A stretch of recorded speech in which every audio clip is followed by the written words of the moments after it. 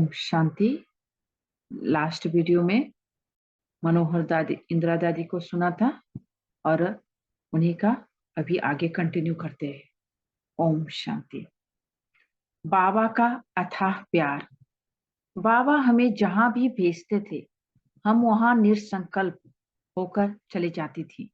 इसलिए बाबा मुझे बहुरूपी और चक्रवर्ती कहा करते थे। बाबा तो ज्ञान सागर है। उनके पास हरेक के संस्कार और भाग्य की पहचान है। बाबा कहते थे, बच्चे, मेरे इस उच्चतम ज्ञान को मेरे भक्तों को ही देना। मैं भक्तों का उद्धार करने आया हूँ। उन्हें भक्ति का फल अब संगम पर मिलने वाला है। तुम्हें भक्तों की पहचान रखनी है। भक्तों को पहचानने की बाबा ने निशानियां भी बताई कि जब वे बच्चे ज्ञान सुनेंगे तो उन्हें यह ज्ञान बहुत अच्छा लगेगा और वे महसूस करेंगे कि हम बेहद बाप के वर्षे के अधिकारी हैं। इस प्रकार कई पार्टियां आती रही और बाबा से जन्म सिद्ध अधिकार ले वापस अपने स्थान पर जाती रही। हम हर साल 5-6 आत्माओं को कली से फूल बनाए बागवान के पास ले आते थे। सेवा केंद्रों पर रहते हुए मुझे ध्यान रहता था कि बाबा के वारिस बच्चे तैयार किए जाएं। मैं आने वाली कन्याओं की पूर्णतः ज्ञान योग से पालना करती थी। उन्हें बाबा के समीप लाती थी। उन्हें योग्य टीचर बनाने का संकल्प रखती थी। तो बाबा के बहुत ही प्यार व उमंग भरे पत्र मुझे मिलते थे। बाबा के प्यार की याद आते ही मन की कलियां खिल उठती हैं और मन गाने लगता है, इतना प्यार करेगा कौन। छोटे बच्चों की ज्ञान द्वारा कमाल। एक बार मैं कोलकाता से भाई बहनों का एक ग्रुप मधुबन लेकर आई थी। उस ग्रुप में एक माता और उसकी 2 बच्चियां भी थी। बच्चियों की आयु 10 वर्ष और 12 वर्ष थी। वे दोनों पांडिचेरी में आश्रम पर रहती थी। उनको छोटा समझ मैंने उनके साथ ज्ञान चर्चा नहीं की। जब वे बाबा के पास आईं, तो बाबा ने पूछा, बच्ची, माँ से तो तुम्हारा बहुत प्यार है, लेकिन तुम्हें पता है आत्मा का बाप कौन है? यहाँ तुम्हें बाप का परिचय मिलेगा। ऐसे 2-3 दिन में बाबा ने उनको योग, त्रिमूर्ति और गोले के चित्र के बारे में समझाया। मैं रोज देखती थी कि बाबा इन छोटी बच्चियों पर बहुत मेहनत कर रहे हैं। बाबा ने उनको ज्ञानी तू आत्मा बना दिया। अपने साथ उनको भोजन भी खिलाते थे। उनमें ज्ञान तथा स्नेह का संस्कार पड़ गया था। वापस जाते समय वो बच्चियां मेरे साथ ट्रेन में थी, तो एक साधु परमात्मा सर्वव्यापी है इस बात पर बहस कर रहा था। यह सुनकर बच्चियां उस साधु से पूछने लगी, महात्मा जी, अगर आप में परमात्मा है और सर्व में परमात्मा है, तो आप प्रश्न किससे पूछ रहे हैं? ऐसा वार्तालाप देर तक चलता रहा। अंत में उस साधु ने पूछा, आपको यह ज्ञान किसने सिखाया? उनका जवाब था, माउंट आबू में ईश्वरीय विश्वविद्यालय में यह ज्ञान सुना। उस समय मैंने सीखा कि छोटे बच्चों में ज्ञान का संस्कार डालने से वे बाबा की कितनी सेवा करते हैं। बाबा धर्मराज भी है। दिल्ली में बाबा मेजर की कोठी में हम बच्चों से रूह रिहान कर रहे थे। तब बाबा ने पूछा, बच्चे, बाबा को किस किस रूप में याद करते हो? किसी ने कहा बाप के रूप में, किसी ने कहा टीचर के रूप में, किसी ने कहा सतगुरु के रूप में। बाबा गंभीरता से सुन रहे थे। लगता था कि जो जवाब बाबा चाहते थे वह किसी ने नहीं दिया। तो मैंने कहा, धर्मराज के रूप में। बाबा ने कहा, बच्ची ने ठीक उत्तर दिया है। बाबा के धर्मराज के रूप को कभी मत भूलना। माता पिता के रूप से बच्चों को प्यार मिलता है। टीचर के रूप से पढ़ाई पढ़ाते हैं। सतगुरु रूप से पावन बनने के लिए महामंत्र मिलता है और धर्मराज के रूप से कर्मों में श्रेष्ठता आती है। धर्मराज के रूप को भूलने से बच्चे भूलों के ऊपर भूले करते रहेंगे। इसी तरह बाबा हमारी बुद्धि चलाते थे और चेक करते थे कि बच्चों का योग कहाँ तक है, पढ़ाई पर ध्यान कहाँ तक है, बच्चे विचार सागर मंथन कहाँ तक करते हैं। अंतमति सुगति। एक बार हमारी सखी हृदयमणि गुड़गांव में ईश्वरीय सेवार्थ गई हुई थी। वह बहुत गुणमूर्त बहन थी। वहां उसको बुखार आया तो उसे हॉस्पिटल में दाखिल किया गया। वहां हर रोज मुरली सुनकर योग करती थी। एक दिन अचानक उसने हॉस्पिटल में ही शरीर छोड़ा। समाचार बाबा के पास आते ही बाबा उसकी महिमा करने लगे। बच्ची बहुत आज्ञाकारी, सच्ची सेवाधारी थी। अब वह एडवांस पार्टी में सेवार्थ चली गई है। तो मैंने बाबा से कहा कि उसने तो शरीर हॉस्पिटल में छोड़ा, जबकि आप हमेशा कहते हैं हरि का द्वार हो, ज्ञानामृत मुख में हो, दैवी परिवार का साथ हो, मधुवन का तट हो, तब तन से प्राण निकले। तो बाबा ने समझाया, बच्ची ज्ञान गंगा तो वह खुद ही थी। उसके मन में मुख में ज्ञान ही था। वह दैवी परिवार के बीच में ही थी और सेवा पर उपस्थित थी, अर्थात सेवा केंद्र हरि का द्वार था और बाबा की याद में शरीर छोड़ा था। तो वह अवश्य सदगति को प्राप्त करेगी, जरूर अच्छे घर में जन्म लेगी। ऐसे जो बाबा ने राज बताया कि वो मेरी बुद्धि में बैठ गया। बाबा उपराम स्थिति के प्रेरणा स्रोत थे। एक बार बाबा मधुबन के आंगन में खड़े थे। छोटा हॉल बन चुका था। तो हमने बाबा से कहा, बाबा आपका कमरा पुराना हो गया है, उसे तोड़कर नया बनाओ तो अच्छा होगा। बाबा ने मुस्कुराते हुए कहा, बच्ची यह लॉ नहीं कहता कि बाबा नए मकान में रहे। शिव बाबा जो मालिक है, विश्व पिता है, वही पुराने तन में आया है, तो उसका तन नए मकान में कैसे रह सकता है। नए तन के लिए नया मकान चाहिए। यह लॉ तुम बच्चों के लिए नहीं है। बाबा तो तुम्हें स्वर्ग का सुख यहाँ देता है। बाबा को देखकर ऐसा लगता था कि संसार से बाबा का बुद्धि योग हट चुका है और एकदम उपराम हो चुके हैं। ब्रह्मा कुमार अमीर चंद भाई जी मनोहर दादी के साथ के अनुभव इस प्रकार बांटते हैं। सन 1959 में मैं पहली बार करनाल सेवा केंद्र पर गया। उस समय मनोहर दादी ने ही मुझे पहले दिन का कोर्स कराया। उसके बाद दादी ने मुझे मेडिटेशन के लिए अपने सामने बिठाया। दादी से दृष्टि लेते लेते मैं अशरीरी हो गया। मुझे गहन आत्मिक शांति की अनुभूति हुई। मैं वहीं लेट गया। दादी ने आसपास के सेवा केंद्रों के 5-6 भाई बहनों को बुलाया, यह दिखाने के लिए कि यहाँ सिर्फ बहनें ही नहीं, भाई भी ध्यान में जाते हैं। कुछ समय बाद जब मैं उठा था तो देखा कि तकिया मेरे सिरहाने रखा है। दादी ने अनुभव पूछा तो मैंने कहा कि जब आप योग करा रही थी तो मेरी आंखें बंद हो गई और मुझे सफेद रोशनी दिखाई दी। कहीं दूर से धीमी आवाज भी सुनाई दे रही थी कि आप शरीर नहीं, आत्मा हो। आपने जो आज लेसन कराया वही ऊपर भी सुनाई दे रहा था। इस प्रकार 7 दिनों तक यही सिलसिला चलता रहा। दादी मुझे कोर्स का लेसन कराती, उसके बाद जब योग कराती तो मैं ट्रांस में चला जाता। वहां मुझे उस लेसन का प्रैक्टिकल अनुभव होता। व्यक्ति वैभव से लगाव मुक्त। इस प्रकार मनोहर दादी हमारी पहली टीचर थी। दादी का किसी भी व्यक्ति वैभव या पदार्थ में लगाव नहीं था। उन्होंने कई सेंटर खोले पर किसी सेंटर से लगाव नहीं। उस समय मनोहर दादी और गंगे दादी भाषण करने वाली बहनें थीं। बाबा उन्हें भाषण के लिए इधर उधर भेजते रहते थे, इसलिए दोनों हमेशा अपना बैग तैयार रखती थी। उनमें पालना के संस्कार विशेष थे। साकार बाबा से अति स्नेह था।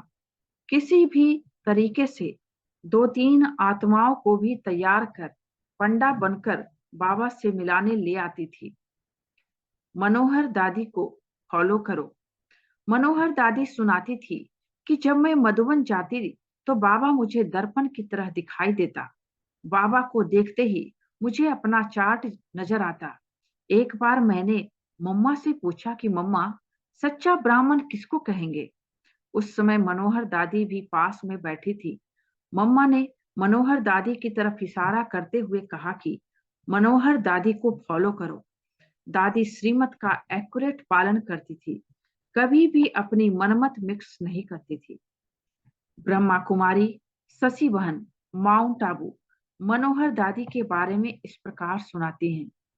जब दादी मनोहर करनाल में सेवार्थ आई, वहां एक परिवार ज्ञान में निकला। भाई का नाम था राजकुमार और उनकी युगल का नाम था राजकुमारी। वे टीचर थे, उन्हें सब मास्टर जी कहते थे। उन्होंने अभी नया मकान बनाया था। वे ईश्वरीय ज्ञान से इतना ज्यादा प्रभावित हुए कि उन्होंने अपना मकान सेवा केंद्र के लिए दे दिया और स्वयं एक छोटे से कमरे में रहे। उस मकान के सामने बहुत बड़ा ग्राउंड था, एक तरफ बगीचा था, नई कॉलोनी थी। उस मकान में 3 कमरे, 3 बरामदे, किचन आदि सब सुविधाएं थी। विरोध शांत होने लगे। जब भी बड़ा प्रोग्राम होता था, उस ग्राउंड में टेंट लगाते थे। शिव जयंती पर काफी संख्या में लोग वहां आते थे। आसपास के बहुत सारे परिवार के परिवार ज्ञान में आने लगे। बहुत सारी कुमारियां भी क्लास में आती थी। लगभग 20-25 कुमारियां थी। कुछ को बंधन थे। कुमारियों के कारण सारा समय सेंटर पर रिमझिम लगी रहती थी।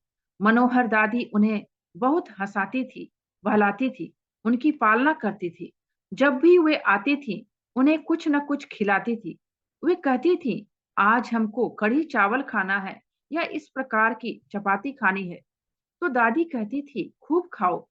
बांधेली कुमारियां छिप छिप कर गुप्त रीति से मधुबन सेंटर और दादी के लिए बहुत कुछ करती थी। जैसा दादी का बाबा से प्यार था, उन्हें देख कुमारियों का भी बाबा से वैसा ही प्यार हो गया। कैथल की पुष्पा बहन आर्य समाजी परिवार की हैं। उस समय आर्य समाजी ब्रह्मा कुमारियों के लिए बिल्कुल विरोधी बन गए थे।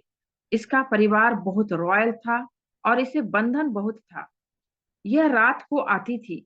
एक बार तो रात को 1 बजे आई। दादी ने दरवाजा खोला और इसे रात को प्यार से अपने पास ही रखा। दादी की पालना का परिणाम यह निकला कि धीरे धीरे सभी विरोध शांत होने लगे और लोग ज्ञान को भी थोड़ा समझने लगे। जीवंत इतिहास वर्णन। जब दादी करनाल में थे, तब उनके पास मम्मा, बाबा, जानकी दादी, रमेश भाई, उषा बहन आदि सब महारथी आए। जब बाबा आए थे, तो कन्याओं को इतना निश्चय था, जो गोपियों की तरह से कहने लगी कि बाबा को हम जाने नहीं देंगी। सभी कन्याएं सांस्कृतिक कार्यक्रमों में बहुत रुचि लेती थी। करनाल की कुमारियां गीत, ड्रामा, डांस आदि के प्रोग्राम देने अंबाला, जालंधर आदि शहरों के सेंटर पर जाती रहती थी। भारत माता नाम से एक ड्रामा था, उसमें मैंने भी कई स्थानों पर भाग लिया था। दादी स्वयं भी कन्याओं को ज्ञान योग से बहुत ऊंची पालना देती थी और दूसरे स्थानों की बहनों को बुला बुला कर पालना दिलवाती थी। मनोहर दादी घंटों घंटों बैठकर यज्ञ का इतिहास सुनाती थी। गर्मी के दिनों में हम शाम को आ जाते थे और वे रात के 10 से 11 बजे तक यज्ञ का इतिहास सुनाती रहती थी। बाबा के प्यार की बातों में हम खो जाते थे। उस समय सुबह की क्लास में भी बाबा की ऐसी मदद होती थी कि योग के समय आधी क्लास सेमी ट्रांस में चली जाती थी और अव्यक्त रास करने लग जाती थी। क्लास के बाद अनुभवों की लेन देन होती थी। हर एक से पूछा जाता था कि आज तुमको बाबा ने क्या दिखाया। ये अनुभव इतने गहन होते थे कि घर में जाकर भी उनका नशा चढ़ा रहता था। स्कूल में जाते थे तो भी मम्मा बाबा सामने खड़े हैं, ऐसा महसूस होता था। रहम भावना थी। राखी के त्योहार पर भी बहनें ध्यान में चली जाती थी और ध्यान में ही एक एक को 15-15 मिनट लगाकर राखी बांधती थी। मनोहर दादी को देखते ही माताएं गोपियों की तरह नाचने लगती थी। उन्हें अलौकिक अनुभव होने लगते थे। भारत पाकिस्तान विभाजन के समय कई परिवार अपने धन को खोकर या मित्र संबंधियों को खोकर भारत में आए थे। किसी घर में कमाने वाला ही नहीं रहा था। माताएं बहनें मेहनत करके अपना जीवन चलाती थी। उन परिवारों पर दादी को बहुत रहम आता था। उनको प्यार देकर दादी ने उठाया, कईयों को समर्पित कराया। नागपुर की पुष्पा बहन का पूरा परिवार ही समर्पित हुआ। कई ऐसे भी थे जो शारीरिक रूप से बीमार रहते थे। ज्ञान सुनकर उनमें शारीरिक स्वास्थ्य और मानसिक परिवर्तन आ जाता था। दादी ने कभी ना नहीं कहा।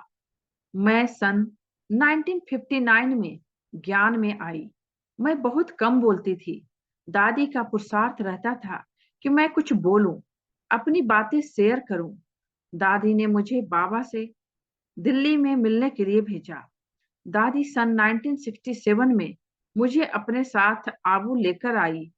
सफर के दौरान ट्रेन में भी मैंने देखा, दादी सबके साथ ऐसी बातें करने लगी जैसे सबको जानती हो। दादी कहती, आओ, बैठो, खाओ, और हमें महसूस होता कि हम सेंटर में ही बैठे हैं। तब आबू में पहली प्रदर्शनी म्यूजियम के सामने विश्राम भवन में लगी थी। दादी मुझे रोज बाबा के पास लेकर जाती थी। दिन में हम 3 बार बाबा से मिलते थे। सुबह चैम्बर में भी बाबा के साथ बैठने का मौका मिला। बाबा ने मेरी ड्यूटी लगाई प्रदर्शनी समझाने की। उन दिनों एक युगल बाबा से मिलने आया। बहुत भावना वाला था। कहता था, मुझे आपके गुरु से मिलना है। बाबा ने पहले मनोहर दादी को मिलने भेजा। दादी हर एक की भावना को देखती थी। दादी ने बाबा को बताया कि यह तो बहुत भावना वाला है। बाबा ने कहा कि उसे कोर्स कराओ। दादी ने कोर्स कराने की ड्यूटी मेरी लगाई। कोर्स कराने के बाद वह गुरु के बजाय बाबा बाबा कहने लगा। इससे मैंने यह सीखा कि मनोहर दादी हर एक को जानती थी, केवल बाहरी रूप नहीं देखती थी। जब बाबा अव्यक्त हुए, दादी को कहा गया कि आप मधुबन में आकर रहो। दादी ने अपने जीवन में कभी भी किसी भी बात के लिए ना नहीं कहा। मनोहर दादी ने यहाँ रहकर हर प्रकार की ट्रेनिंग देने में अपना अमूल्य सहयोग दिया। बड़ी दीदी मनोहर दादी को कहती थी कि तुम यहाँ टीचर हो, सत्युग में भी कृष्ण की टीचर बनेगी। मोल्ड होने की शक्ति।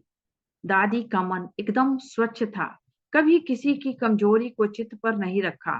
दादी किसी में कोई कमी होती थी तो उसे अलग ले जाकर बता देती थी और उसी समय उससे घुल मिल जाती थी। सुनने वालों को भी कभी ऐसा नहीं लगता था कि दादी ने मुझसे मेरी कमजोरी की बात की है। दादी का यज्ञ से अटूट प्यार था। दादियों के प्रति बहुत रिगार्ड, एकमत और एकता का पाठ पक्का था और ज्ञान का अटूट निश्चय था। दादी में मोल्ड होने की शक्ति बहुत ज्यादा थी। हंसने हंसाने का संस्कार बहुत था। दादी ने बहुत वारिस निकाले। अंत में दादी की कर्मातीत स्टेज भी देखी हमने। एकदम न्यारी और प्यारी अवस्था थी। ब्रह्मा कुमार, रघुवीर, जालंधर दादी मनोहर के बारे में अपनी यादगारें इस तरह व्यक्त करते हैं। 4 वर्ष पूर्व की बात है। डायमंड हॉल में टोली वितरण चल रहा था। एक तरफ मनोहर दादी जी टोली दे रहे थे, दूसरी तरफ एक वरिष्ठ बहन जी टोली दे रहे थे। मैं बहन जी से टोली लेने वाली पंक्ति में था। मेरा मन हुआ कि दादी जी से भी टोली ली जाए। जब दादी जी की तरफ गया तो उन्होंने यह कहकर मना कर दिया कि आपको टोली मिल चुकी है। मेरे मन में कुछ कुछ हुआ कि दादी जी ने मुझे मना क्यों कर दिया। उसी दिन हमारी वापसी यात्रा थी। रास्ते भर विचार चलते रहे कि दादी जी ने टोली क्यों नहीं दी। लगभग आधी यात्रा पूरी होने को थी। मुझसे रहा नहीं गया। मैंने निमित्त गाइड बहन के सामने दिल खोला। देखो बहन जी, दादी जी से टोली मांगी थी। इतना ही कह पाया था कि बहन जी ने कहा, ओह रघुवीर भाई, आपकी टोली दादी जी ने मुझे दी है, और टोली मेरे हाथ पर रख दी। मेरी आंखों से अश्रु धारा बहने लगी। मेरे से कुछ बोला नहीं गया। बहन जी ने कहा, बड़े समय तक अपने पास संभाल कर रखी है यह टोली। मुझे समझ में आ गया कि दादी जी ने उस समय इसलिए मना किया था ताकि नियम न टूटे, और बहन जी के पास इसलिए टोली भेज दी कि भाई का दिल न टूटे। ऐसे स्टील की तरह नियम मर्यादा के पक्के व मक्खन की तरह नरम थे दादी जी। जब भी कभी इस घटना की याद आती है तो आंखें नम हो जाती है और दादी जी के आगे नतमस्तक हो जाता हूँ। दादी मनोहर इंदिरा की विशेषताएं। प्रजापिता ब्रह्मा कुमारी ईश्वरीय विश्वविद्यालय के आदि स्थापना काल की आदि रत्न, यज्ञ की वफादार नेत्री, यज्ञ इतिहास को शब्दों द्वारा प्रत्यक्ष की न्यायी दिखा देने वाली, स्नेही व्यवहार से सबके मन को हर कर उसे परमात्मा से जोड़ देने वाली, मिलनसारिता के गुण की धनी, राजयोग रूपी महातपस्या में रत रहते हुए देश विदेश की लाखों आत्माओं को आध्यात्मिकता के मार्ग पर उड़ाने वाली राजयोगिनी दादी मनोहर इंदिरा जी के गुणों और विशेषताओं का वर्णन करना जैसे सूर्य को दीपक दिखाना है। यज्ञ पिता यज्ञ माता की सदा लाडली रही।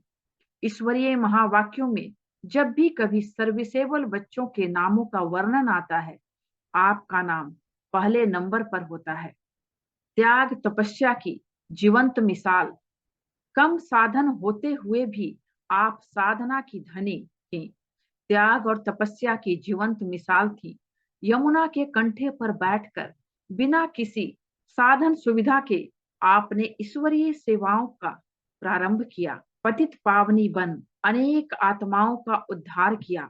ईश्वरीय नियम और मर्यादाओं के पालन में सदा तत्पर थी। कड़ी से कड़ी परिस्थितियों को भी योग बल से जीत लेती थी। चाहे यज्ञ का बेगरी पाठ अभाव का समय रहा, चाहे नए नए स्थानों पर ईश्वरीय संदेश देने का चुनौतीपूर्ण कार्य, सभी में आप हिम्मत के साथ सफलता का परचम लहराती रही। आपके कदमों में निशान देख देख चलने वालों का एक लंबा काफिला है, अलौकिकता तथा रूहानियत से सदा संपन्न। पिताश्री के प्रति आपके मन में अटूट अगाध श्रद्धा थी। उनके द्वारा उपदेशित हर अभियान के प्रति आपका सदा हाजी का पाठ रहा और उसे सफल बनाने में आप सदा सक्षम रही। आपकी दृष्टि में अलौकिक जादू था। योग कराते समय आपकी दृष्टि पड़ने पर भाई बहनें ध्यान में चले जाते थे। ऐसी रूहानियत और अलौकिकता से संपन्न थी आप। पंजाब और हरियाणा में विभिन्न स्थानों पर और विशेष करनाल में बहुत समय तक आपने सेवाएं दी। अनेक कुमारियां आपके स्नेह की पालना से खींचकर ज्ञान में आई, आदर्श ब्रह्मा कुमारियां बनी और अब भारत के विभिन्न स्थानों पर ईश्वरीय सेवाएं दे रही हैं। नम्रता की मूर्त, आप सदा निमित और नम्रचित्र बनकर रही। अपने सरल स्वभाव की छाप हरेक के दिल पर डाली। आपसे मिलना बहुत सहज था। कोई भी सरल भाव से आपके पास पहुंच सकता था। आप हरेक पर स्नेह लुटाती और वरदानी दृष्टि, वरदानी बोल से भरपूर कर देती थी। आप न कभी किसी से टकराव में आई, न ही प्रभाव में आई। एक बाबा दूसरा न कोई, इस महामंत्र में सबका विश्वास बिठाया। आप बहुत ही रमणीकता से हरेक से बातचीत करती थी। कभी भी आपको उदास, चिंतित या सोचने के मूड में नहीं देखा। आप यज्ञ के इतिहास का ऐसे वर्णन करती थी जो सुनाने वाले के मन के पर्दे पर सारे चित्र कर्मवार उभरने लगते थे।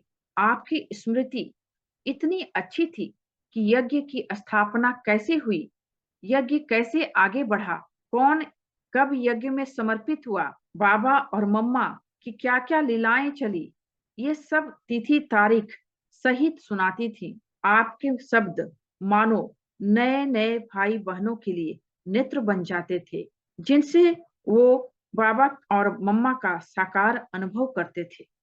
निश्चिंत और निर्भय, आपके प्रवचन में सदा ही एक लय और मिठास रही जो सुनने वाले के हृदय पर छप जाता था।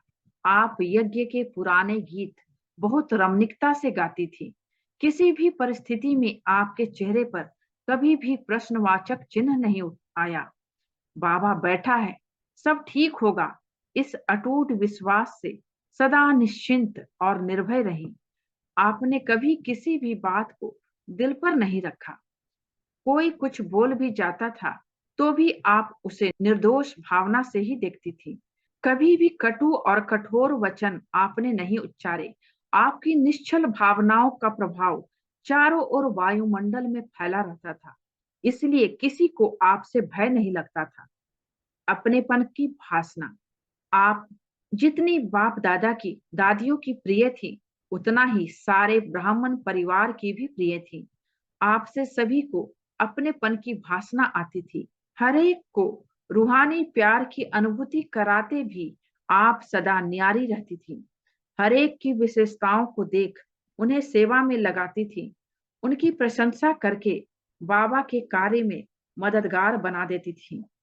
कोई में कोई कमी भी होती थी तो उसका वर्णन नहीं करती थी, बल्कि और ही स्नेह देकर गुणवान बना देती थी। सदा हर्षित मूर्त। आप सदा सर्व के प्रति कल्याण भावना से भरपूर और हर्षित मूर्त थी। आपके स्नेही बोल और सहयोग की भावना हर आत्मा को सदा निश्चिंत बना देती थी। आपने सर्व ब्रह्मा वत्सों का तथा अन्य संपर्क वालों का दिल अपने प्यार और सत्कार भाव से जीता। सेवा में सदा अथक रही। निमित्त दादियों के साथ मिलकर यज्ञ सेवा के हर कार्य में आपका सदा अमूल्य योगदान रहा। बाबा के नए नए फूलों में उमंग भरकर उन्हें आगे बढ़ाने की कला में आप सिद्ध हस्त थी। एक नामी और इकोनॉमी के पाठ में आप स्वयं भी बहुत पक्की थी और दूसरों में भी यह धारणा भर देती थी। भूलों को भुलाकर गले से लगाने वाली आप मास्टर क्षमा का सागर थी। ईश्वरीय रत्नों को पालना देकर आध्यात्मिक मार्ग पर समर्थ बना देने की सेवा आप अहर्निश करती रही। दिल्ली, पंजाब, हरियाणा, उत्तर प्रदेश तथा भारत के विभिन्न अन्य भागों की सेवा कर सन 1970 में आप मुख्यालय निवासी बनी। मुख्यालय में रह आपने अनेक जिम्मेवारियां संभाली। आप महिला प्रभाग की राष्ट्रीय अध्यक्षा रही। राजयोग शिविरों की भी आप मुख्य निदेशिका रही। टीचर्स ट्रेनिंग में आपका सक्रिय योगदान रहा। आप ब्रह्मा कुमारीज की मैनेजमेंट कमेटी की मेंबर थी। ब्रह्मा कुमारीज एजुकेशनल सोसाइटी के गवर्निंग बोर्ड की मेंबर थी। राजयोग एजुकेशन एंड रिसर्च फाउंडेशन की मेंबर ऑफ गवर्निंग बॉडी थी। सन 1997 से आप ज्ञान सरोवर अकादमी की निदेशिका रही। आपने अनेक विदेश यात्राएं कर अनेक देशों के बहन भाइयों को आध्यात्मिकता से सींचा। जब भी कोई आपके समझ गया, आपकी ममता भरी मुस्कान के स्पर्श से तन मन में उमंग भरकर ही लौटा। किन शब्दों में वर्णन करें आपकी महिमा का। आप जीवंत मुस्कान और प्रभु का वरदान थी। यह श्रद्धानथ लेखनी आपकी अनंत महिमा के सागर में दो बूंद श्रद्धांजलि के भेंट करने की कोशिश में लगी हैं। भावनाओं का सागर थामे नहीं थम रहा। आपके महान श्रेष्ठ दिव्य कर्मों की यादों का ज्वार हिलोरे मार रहा है। आपने मन, वचन, कर्म से जो अमूल्य देन मानवता को दी है, वह स्वर्णाक्षरों में लिखने योग्य है। आपकी आभा पर पड़ा भौतिक आवरण हट चुका है। आप में समाहित सत्य, प्रेम, पवित्रता, दिव्यता का प्रकाश धरती और गगन को प्रकाशित करता हुआ तीनों लोकों में फैल रहा है। आप हमारी थी, हमारी हैं और हमारी रहेंगी। आवरण को उतार आप ससीम से असीम हो गई हैं। अब अव्यक्त वतन में अव्यक्त रूप में आपकी छवि निहारा करेंगे और आपकी अविस्मरणीय साकार यादों की अमूल्य धरोहर को हृदय से लगाए आपके चरण चिन्हों का अनुकरण करते रहेंगे। हे विश्व वंदनीय दादी माँ, आपको सत सत नमन। दादी गुलजार जी द्वारा अव्यक्त वतन का संदेश। आज अमृत वेले बाबा के पास गई थी। सदा के मुआफिक जब बाबा से मिलन मना रही थी, तो उसी समय मनोहर दादी भी वहां पहुंच गईं। तो बाबा की बाहों में हम दोनों समा गए और बाबा हम दोनों को बाहों के झूले में झुला रहा था। तो मनोहर दादी ने कहा कि आज तो मैं आपके समान वतन में पहुंच गई हूँ। हमने कहा, हमें भी खुशी है कि आप हमारे समान अनुभव कर रही हो। तो बाबा ने कहा, मैंने इस बच्ची की सब आशाएं पूरी कर दी है, क्योंकि इसमें एक विशेषता रही है। तो मैं भी इंटरेस्ट से सुनने लगी। बाबा ने कहा, एक तो बच्ची की विशेषता है कि जब भी बाबा सेवा के लिए कहता, तो पहले नंबर में यही तैयार होके जाती, चाहे कोई स्थान छोटा हो या बड़ा हो। दिल्ली में भी जो फाउंडेशन के समय बच्चियों ने जमुना किनारे तपस्या की, उसमें भी यह पहुंची थी। तो यह बच्ची ऑल राउंड भी रही और एवर रेडी भी रही। मनोहर दादी को देखकर बाबा ने कहा कि तुमको याद है बाबा कैसे ऑर्डर करता था? तो दादी ने कहा, हाँ बाबा याद है। तो बाबा ने कहा, बच्ची ने सदा ऑर्डर मिलते ही जी हाजिर किया है, तो हजूर भी हाजिर है। बच्ची हर एक के साथ हर स्थान पर एडजस्ट होने में भी नंबर वन रही। जैसे आलू सब सब्जियों में मिक्स हो जाता है, ऐसे बच्ची भी सब में मिक्स हो जाती। बच्ची रमणीक रहती थी, सूखा नहीं रहती थी। भले बीमार भी रही, लेकिन दर्द की शकल नहीं थी, वह फीलिंग नहीं रही। अंत तक बच्ची ने अपना पार्ट बहुत अच्छा बजाया। तो मनोहर दादी मुस्कुरा रही थी। फिर बाबा ने कहा कि बाप भी बच्ची के लिए जी हाजिर है। बच्ची लास्ट समय जब बेहोशी में रही, तो वतन में मैं बुलाता था। इसकी दिल थी, बाबा आप ऐसे अनुभव कराओ जो किसी ने नहीं किया हो। तो बाबा ने इतने दिन इसको रखा और जी हाँ किया। देश विदेश में जो बच्ची ने नहीं देखा था, वो सब बाबा ने दिखाया, घुमाया, खूब खुश किया। फिर बाबा ने कहा, बच्ची से सभी का प्यार था, लेकिन जो उनकी विशेषताएं हैं, उन विशेषताओं को देखकर विशेष बनो, तो सारे कल्प में विशेष पाठ बजाने वाले रहेंगे। ऐसे बाबा उनकी महिमा कर रहा था। और वह भी बाबा के स्नेह में कभी बाबा के गले लग जाती, तो कभी बाबा का हाथ पकड़ लेती। तो मनोहर दादी ने कहा कि बाबा, आपने पहाड़ी पर ले जाकर बहुत अच्छा अनुभव कराया। तो मैंने कहा, बाबा आपने क्या दिखाया? तो बाबा ने कहा, तुमको भी दिखाता हूँ। तो हम दोनों को बाहों में लिया और एक लाइट की पहाड़ी पर लेकर गया। उस पहाड़ी से दुखी अशांत दुनिया को प्रकाश कैसे दो, वह दृश्य दिखाया। तो बाबा ने कहा, संदेश तो सबको देना है, लेकिन जहां मुख से संदेश नहीं पहुंचा सकते, वहां मनसा द्वारा प्रकाश देना, इससे बहुत जल्दी काम पूरा हो जाएगा। जैसे साइंस के साधन टीवी द्वारा सहज सभी देख सकते हैं, सुन सकते हैं, ऐसे साइलेंस पावर की प्रकाश बहुतों को सहज मिल जाएगी और सभी बाबा की तरफ आकर्षित होकर आएंगे। जैसे शुरू में घर बैठे साक्षात्कार होते थे, ऐसे सफेद वस्त्रधारी लाइट रूप में दिखाई देंगे और आपकी प्रकाश मिलेगी। तो मनोहर दादी कहती थी, मैंने तो इतने दिन खूब मौज मनाई, मुझे कुछ भी बीमारी फील नहीं हुई। बाबा ने मेरी रिक्वेस्ट पूरी की। मैंने कहा, अभी तो आप जन्म लेंगी, फिर कैसे प्रकाश देंगी? तो बाबा ने कहा, जो भी एडवांस पार्टी में गए हैं, उनमें जिसे अमृत वेले का अभ्यास है, भले उन्होंने जन्म लिया है, लेकिन अमृत वेले उनको ऐसे वाइब्रेशन आता है जैसे हम वतन में हैं। जब उनके परिवार वाले सब सोए रहते हैं, तो वे लेटे लेटे भी वतन में आकर अभ्यास होने के कारण प्रकाश देने की सेवा करते हैं। फिर हम दोनों बाबा की पहाड़ी से नीचे उतरे और बाबा के कमरे में गद्दी पर बाबा के साथ बैठ गए। फिर बाबा ने कहा, अच्छा बच्ची, अभी अपना पार्ट बजाने जाओ। तो मैं साकार वतन में आ गई। ओम शांति। इसके आगे अगले वीडियो में सुनेंगे। बाबा को बहुत बहुत धन्यवाद और आप सभी को बहुत बहुत धन्यवाद। ओम शांति।